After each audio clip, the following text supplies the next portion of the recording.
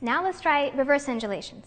Assuming the same position, keeping the knees bent, we're going to contract the lower abs first, then contract the upper abs to bring the chest down, then squeeze between the shoulder blades to lift the chest back up. And again, contracting under, chest down, up, and releasing slightly into the neutral position. And here, when we start larger, we're going to shift our weight back into the heel, contract under, chest down, and as you lift the chest up, you're going to release forward. Now, we're doing this only to exaggerate and find the movement in the beginning. So, starting back, contract, under, and up, and down.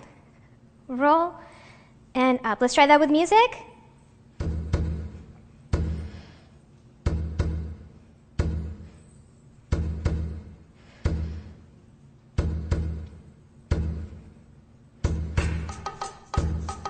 And when you're reversing, make sure you're not lifting your head too far up. There'll be a small level change in the beginning, but ultimately you want to stay in the same exact spot.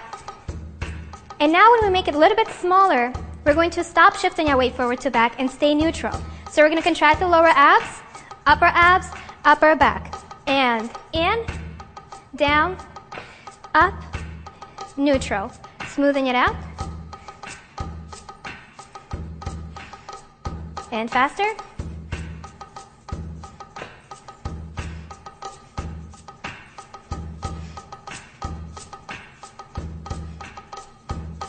And that's how you do a reverse undulation.